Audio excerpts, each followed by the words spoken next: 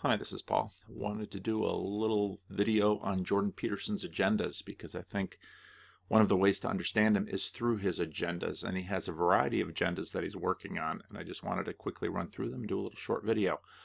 His world-saving agenda, his lifestyle agenda, his learning agenda, his professional agenda, his political agenda, and what's next.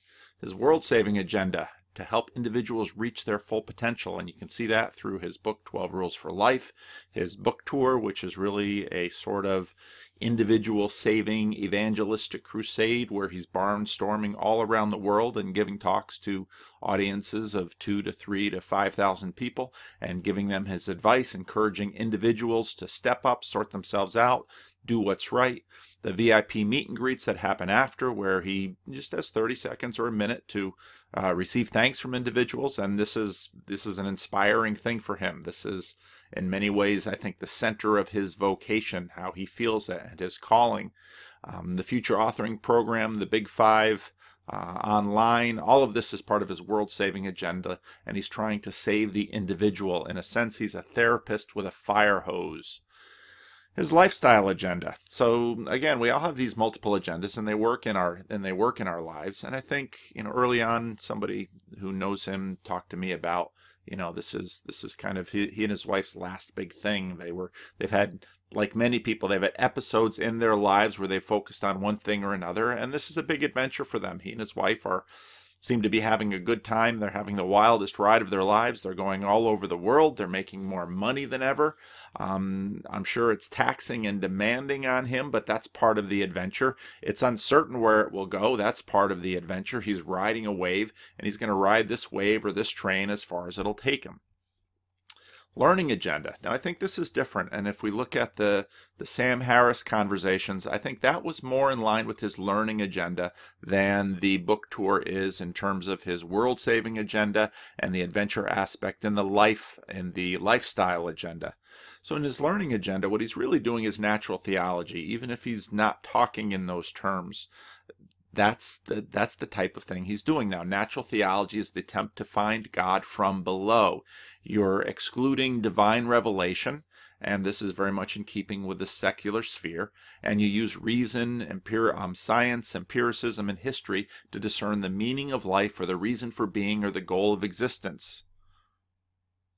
I've used this slide before, and I'm going to continue to use it. You have reason in a sense from above. You have science, experience, empiricism from below. You have the past, its record, history, and in other words, you're trying to complete the box. You're trying to complete the rectangle here and have the full picture of what human life is. And this is his mental agenda, and he was trying to use Sam Harris as a conversation partner, and I think a very frustrating conversation partner, because Sam Harris's agendas are different. Sam Harris has an agenda with respect to Islam, an agenda with respect to religion, and Sam Harris really isn't into the mode of trying to figure out what the world is. Sam Harris pretty much has his table set.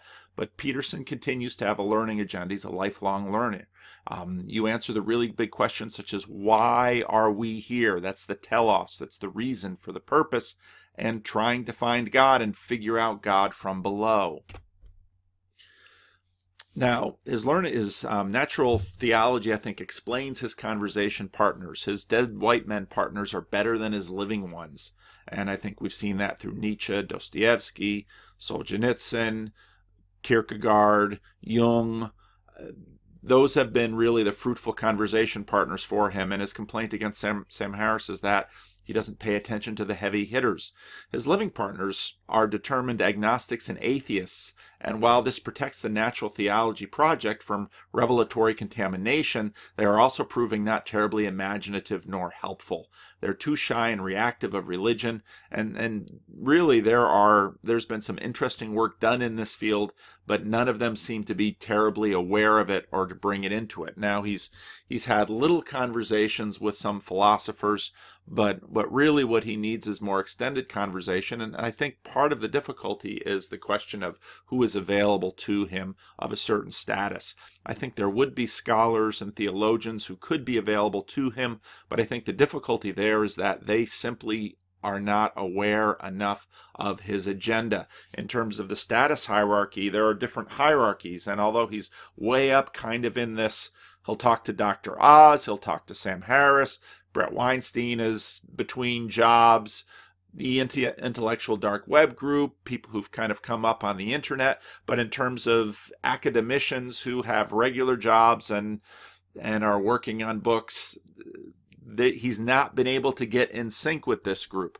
Now, I think that would be a tremendously interesting group for him to pursue, but at this point, the multiplicity of his agendas is keeping him so terribly busy that I don't think he's going to get I don't think he's going to get on sync or in pacing with them. Will he be able to find better conversation partners? Will he expand? I don't know that he's going to have the time. And this gets into his professional agenda. To remake the university, he keeps giving teasers about this, but given everything he's doing, given the enormity of the task, giving little indication that he has an institutional temperament and orientation, I've got real doubts. On my conversation with Ron Dart, Ron Dart ended it by saying, I hope he doesn't leave the academy. I'm finding it increasingly hard to imagine that he stays if Hollywood calls. All these other agendas have come together, and because our lives are really kind of the coming together of all of these agendas, and I don't know where that's going. So what's next? More books? So he talks about the fact that he's got some book contracts, but writing really isn't his strongest suit. More 12 Rules talks, more biblical lectures. Everybody's waiting for the biblical lectures. We'll have to see. But, there's a certain amount of exhaustion with respect to the hardcore Jordan Peterson fans and the material that he's already put out. More material. Take some time and find some new stuff. I think that would be good, but I don't know, apart from the biblical material and even how that would go at this point, I'm not really sure. The balance between new material and new audience is part of what's killing him. He wants to, not killing him, but he wants to expand his audience, but in order to expand his audience, he uses the tried and true, and so he's not putting out new material, and so there's an attention deficit for the people who have heard all this stuff before.